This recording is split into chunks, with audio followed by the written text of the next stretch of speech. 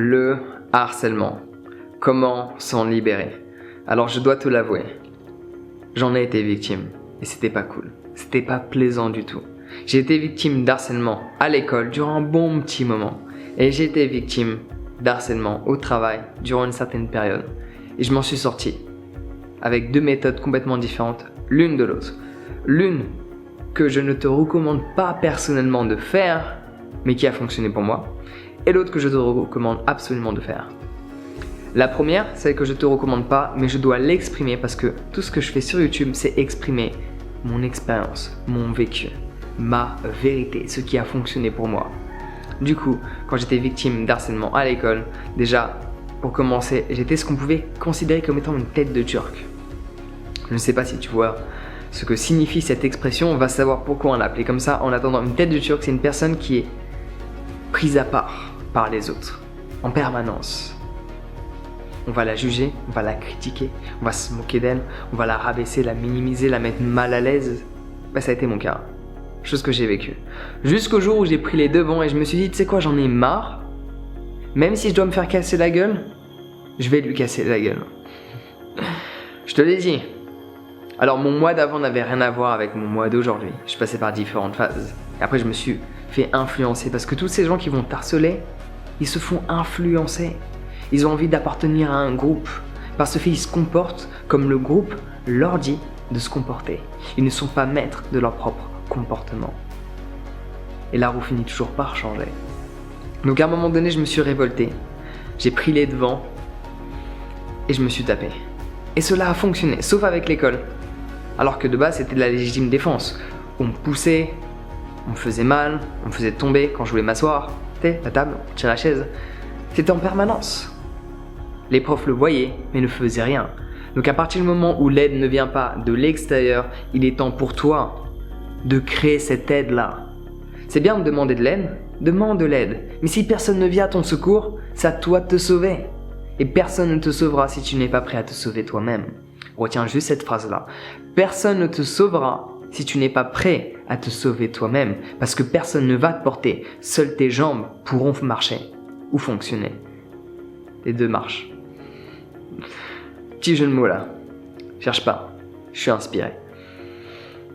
Donc la violence m'a sorti de l'harcèlement à l'école et j'ai eu d'autres problèmes du coup avec l'éducation nationale parce que la légitime défense ne fonctionne pas dans l'éducation nationale. Passons ce détail. Cela était une solution que j'ai utilisée, mais cela n'est pas celle que je te recommande. Parce qu'avec du recul et avec l'expérience que j'ai eue via l'harcèlement au travail, j'ai réalisé qu'il y avait une autre chose que l'on peut faire qui est pacifiste et qui fonctionne à merveille. Cela demande juste une certaine volonté d'esprit parce que ça va se faire en une fois. Quand on vient aux mains, quand tu te fais harceler, généralement dès le lendemain, en fonction du résultat de ce qui s'est passé, dès le lendemain, le harcèlement s'arrête. Par contre, l'astuce que je te donne, je t'avoue, prend un petit peu plus de temps. Mais t'as pas besoin d'en venir aux mains. Ça peut même être fun pour toi si tu as une forte force mentale. C'est tout simplement de te comporter différemment de ce qu'ils pensent que tu vas faire. Je m'explique. Quand on se moque de toi, quand tu es la tête de turc d'une personne, quand on se moque de toi, on te rabaisse, on fait en sorte de te mettre mal à l'aise, ils s'attendent de toi à ce que tu rougisses, tu baisses la tête, tu regardes le sol, tu les esquives constamment. Ils s'attendent à un certain comportement, à une certaine réaction bien spécifique. Je peux t'assurer d'une chose, si tu ne leur donnes pas cette réaction qu'ils attendent, au bout d'un moment, ils vont arrêter parce que cela ne sera plus fun pour eux-mêmes. Donc quand tu les croises, regarde-leur dans les yeux, sans forcément maintenir le regard pendant trop longtemps parce que après, ça peut venir à la confrontation physique en fonction des personnes avec lesquelles tu es confronté. Si c'est à ton école ou sur ton lieu de travail, c'est légèrement différent. C'est plus facile de le faire sur le lieu de travail qu'à l'école parce que en bas âge, enfin quand on est jeune, pour être plus exact, on se fait tellement influencer juste pour être dans un groupe qu'on est capable de faire des choses stupides qu'on va regretter dès le lendemain. Donc ne cherche pas forcément la confrontation, mais montre-leur que tu ne vas pas te laisser faire. Après, à partir du moment, et c'est mon droit de le dire, et c'est ce que j'ai envie de dire, donc je vais l'exprimer, à partir du moment où on en vient aux mains, on commence à te pousser, on commence à te harceler physiquement, il va falloir que tu utilises tes mains. Tu peux pas te laisser faire. Tu ne peux pas te laisser faire. C'est ton corps, c'est ta vie, c'est toi qui décides de qui te touche. Personne n'a le droit de te faire du mal. Physiquement. Parce que mentalement, cela dépend uniquement de ton interprétation. Cela dépend uniquement de ta réaction. Donc ça, tu peux le contrôler. Mais quand une personne te fait mal physiquement, tu dois te défendre. Tu dois te défendre. Par contre, quand c'est mental, quand c'est verbal, tu as toujours le pouvoir. Apporte-leur une réaction différente. Quand ils te font quelque chose, rigole. Essaie de jouer. Essaie de rentrer dans le jeu qu'ils essaient de créer. Ils vont pas s'attendre à ce comportement-là. Et au bout de quelques jours, si tu continues à ne pas réagir à ce qu'ils te font, à rigoler de ce qu'ils te font, à prendre goût à ce qu'ils te font, même si cela peut te sembler légèrement abstrait en cet instant, je peux t'assurer qu'ils vont arrêter leur comportement parce qu'ils vont plus prendre goût à le faire avec toi. Alors, triste news dans l'histoire, c'est qu'ils risquent de prendre quelqu'un d'autre comme tête de turc. Mais on peut pas sauver tout le monde, ok? Donc sauve-toi toi et après aide-toi les autres. C'est ce que j'ai fait moi-même.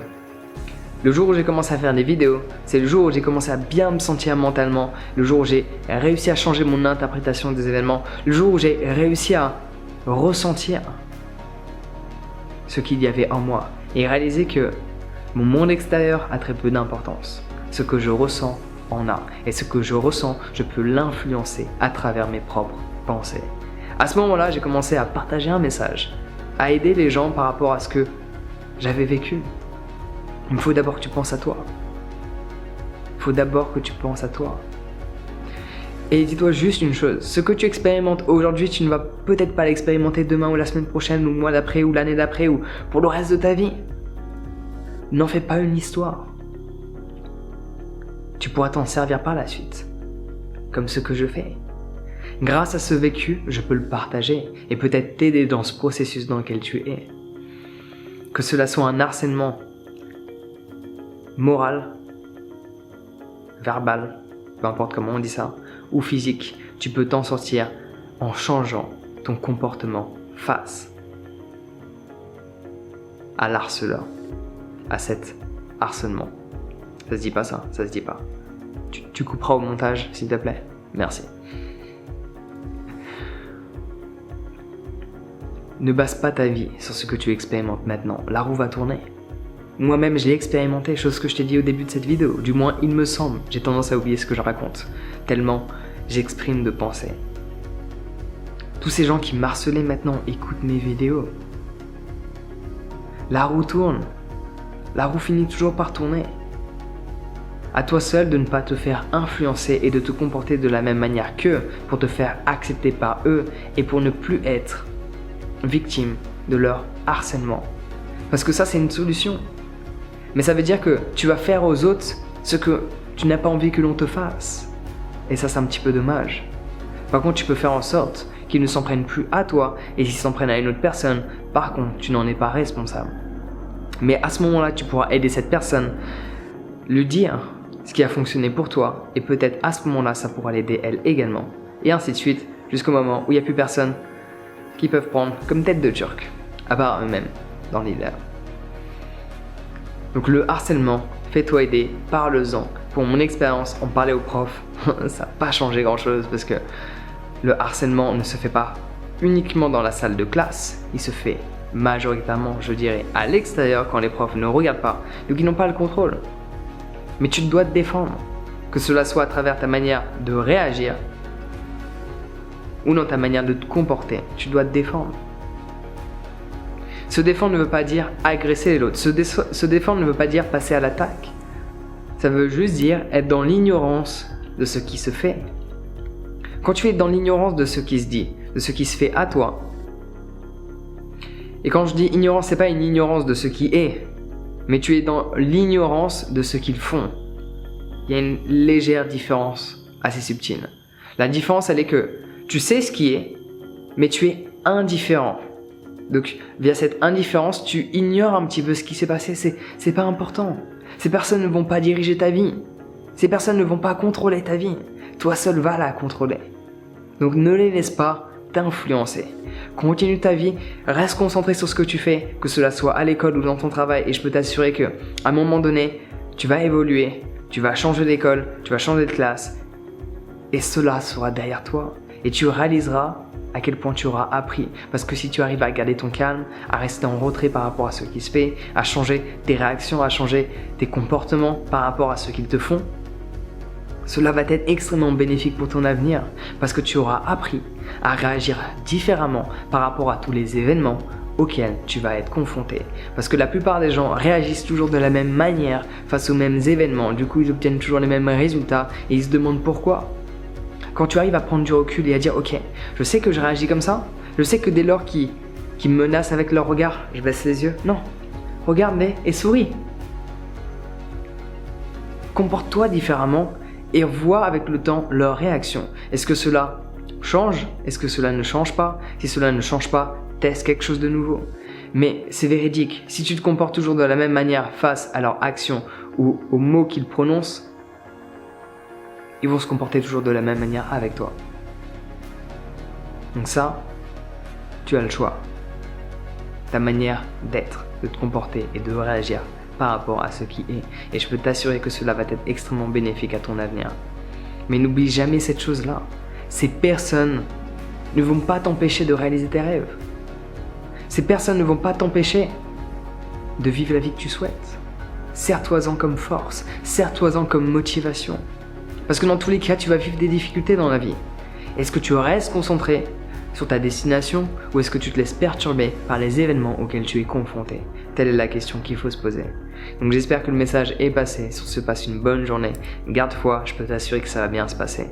À partir du moment où tu réagis différemment.